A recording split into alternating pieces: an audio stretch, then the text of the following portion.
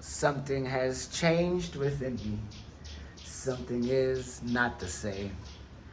I'm really making fantasy the comeback to all these days. I'm sorry, clearly, this Wicked thing, I watched Wicked. And it's wicked cool how my comeback in fantasy is actually going.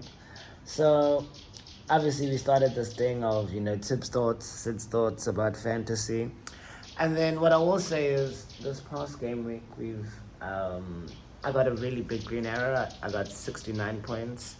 And it was really carried by Kunye, Salah, obviously, and Saka. And that's kind of how, like I said in my previous episode about Tib's thoughts about, I think that those guys are the guys that have fixture changes that are coming up good. And I've said how captaincy is going to be really, really important going into this Christmas period. So a lot of people now have like lost faith in Holland as he blanked again. And I think that people need to realize that Holland is going to score goals eventually. Like, this is not going to happen. But if you have the right captaincy option, which is going to be a problem this game week, because obviously Salah is versing Holland this game week, so you might want to look at a different type of captain. I definitely think that that is how fantasy is going to change this game week. With my team currently constructed, I'm so sad that I haven't had João Pedro. As his past two games, he's gotten a goal and an assist. Spoiler alert, I've bought in João Pedro and I've taken a -4 this game week. So the reason why I took a -4 this game week is I'm planning for the Christmas period. So I might even try to use my bench boost during the Christmas period, which could be shaky. So I wanted to really focus on my defense this game week because I have Greaves and Robinson from Fulham on my bench. And then Gabriel and Kanate are yellow flagged with Nori. So what I really wanted to do is really focus in on my defense this game week, just so that I can have a really good defense, so I can alternate players during the Christmas period. And with the fixtures coming thick and fast, with Kanate and Gabriel, I think, are on 4 yellow cards, so they're going to miss a game soon over the Christmas period. I think it's really important that you have to, have a lot of bench players because, like Semenyo this game week, he's obviously on the bench this game week. You're going to have a bench so that you can not have to waste transfers, because this is a very good time to build up transfers to be able to move to new assets going forward. So this game week I am going to take a -4 of bringing in João Pedro for Danny Welbeck, and I'm going to sell Robinson just because he has no great fixtures over the Christmas period. Fulham do seem to be declining now in terms of form, and I really want to fix the defense. So that's kind of what I'm going to do. So my 2 defender options, because I'll have money on me. So my 2 defender options are getting double Arsenal. So that's going to be bringing in Timber just over Saliba. Just because Timber is cheaper and I won't have to play them every game week. So that's why I don't want to go for Saliba, because I feel like if I have Saliba, then I'm going to have to play Saliba, Gabriel, and Kanate. But then I really did bring in Nori, so I don't want to always have to bench Nori and his points. So that's why I just want to get an Arsenal defender where I'm like, on the really good Arsenal games, I'll double up in defense and I'll bench either Kanate or Nori. Or, and this is going to be the surprise that I was going to tell Sid about, I'm going to bring in my boy, Pedro Porro. And this is going to probably be what I said I shouldn't do in fantasy, which is chase points. And obviously his 14 pointer against 40 points against Man City. But in all honesty, like, they have some really good fixtures coming up over the Christmas period. And Tottenham have created the most as a team. They've scored the most goals and they've created the most chances in the box for a team. and Pedro Porro is probably next to Guardiola, probably the most attacking defender that you could possibly have in the team. So if Tottenham is able to keep a clean sheet um, over these few games, his attacking output almost makes him a guarantee for bonus points. And with how the Christmas period is going to go, I don't think there are going to be a lot of clean sheets because of how the games are going to be coming so fast and quick.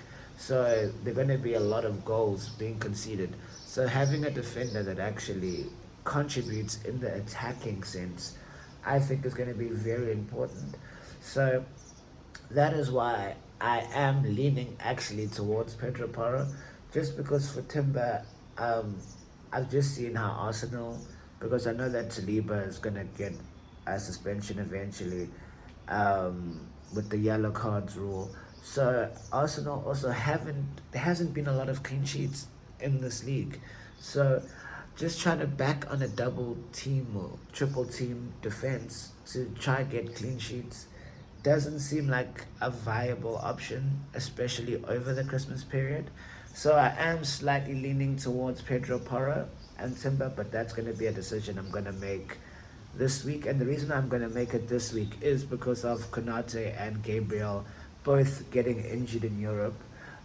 We don't know how severe the injuries are, but I just want to have cover for those games because the next game week is in midweek, so they aren't going to have a lot of time to recover.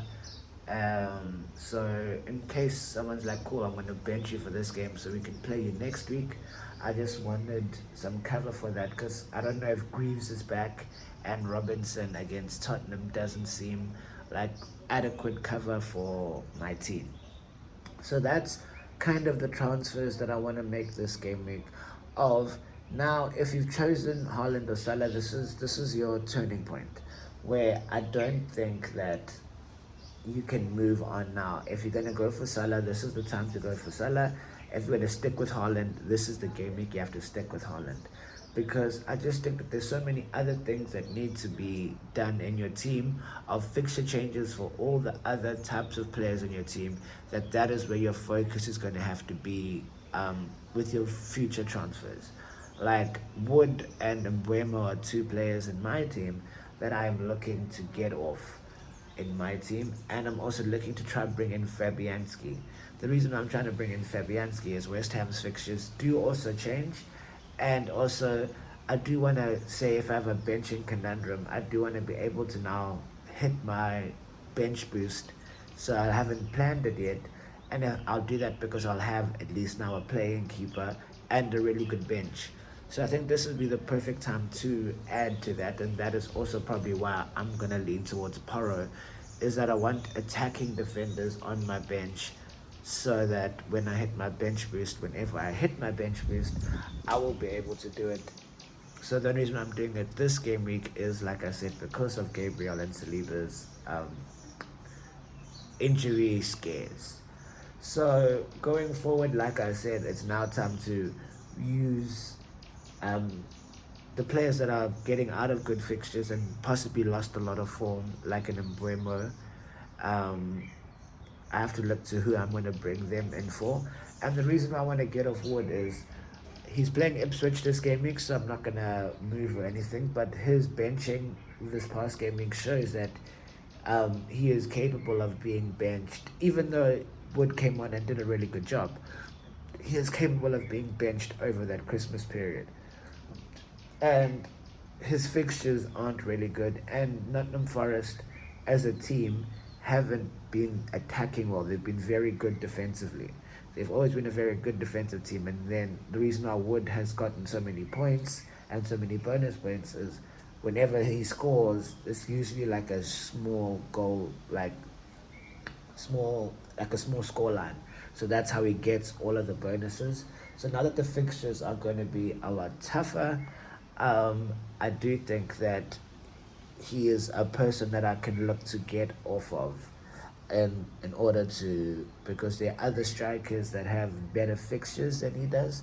I'm not in a rush or anything, don't get me wrong, but it's definitely something that I'm going to do in the next 2 to 3 game weeks. I know that next game week, especially if I make sure I get my defenders sorted. I know that next game week I am definitely getting rid of Mbuemo. His past 2 games he's been poor.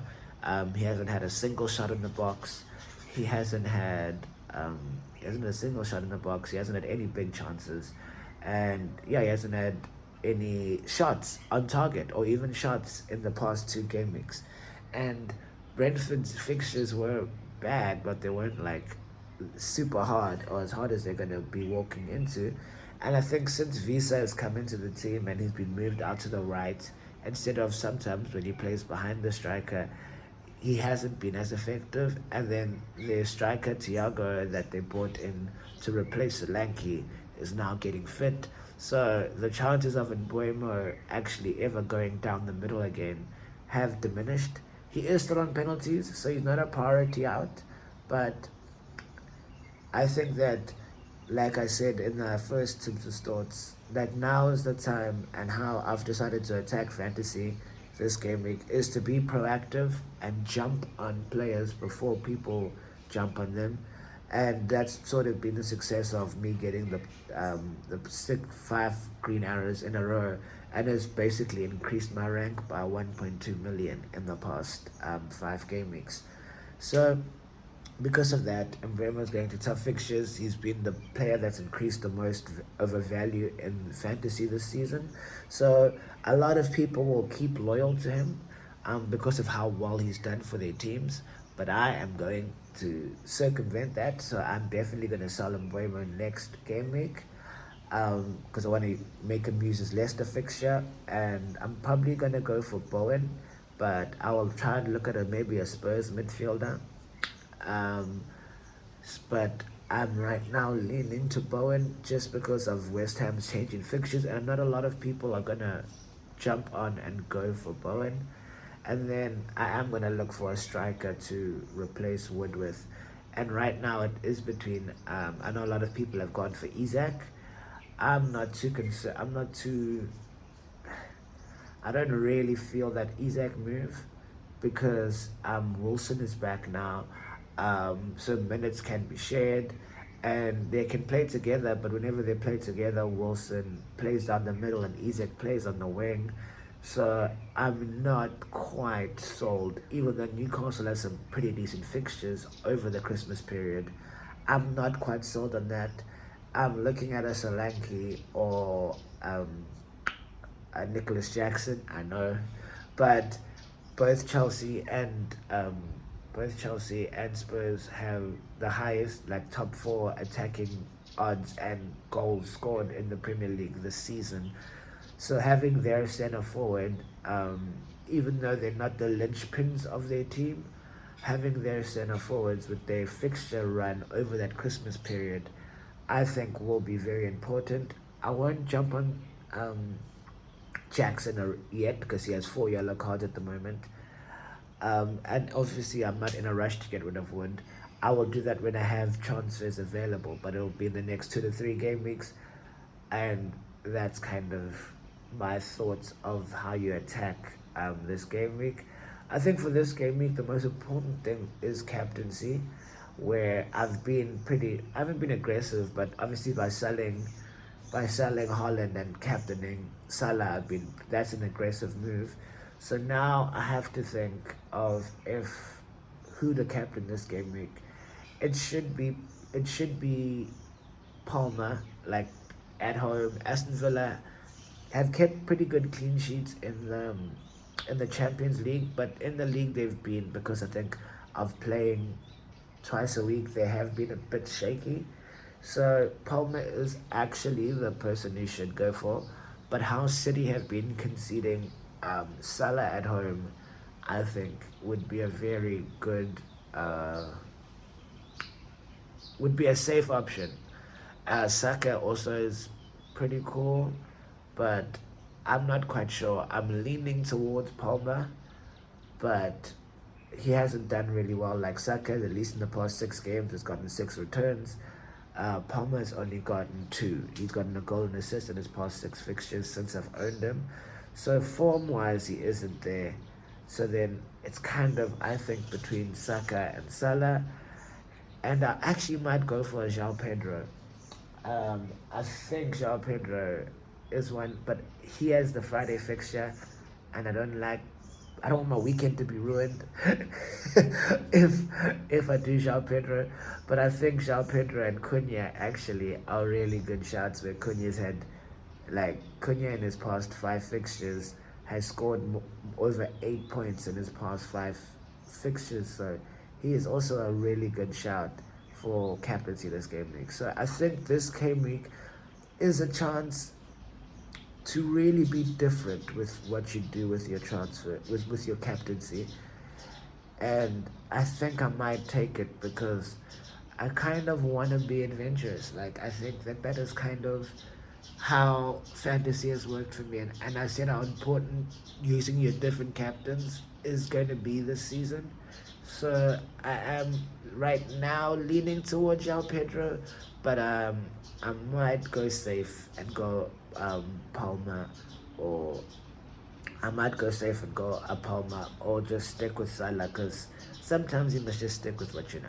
So that's basically all of my tips thoughts that I've had for what to do with captaincy this game week, my strategy going forward over the Christmas game week, and explaining my -4. Hope you guys have enjoyed this episode. Good luck. Remember the deadline is today at Friday. On Friday, my name is Tibs from the FBL Diamond Dogs. Ho ho. Awoo.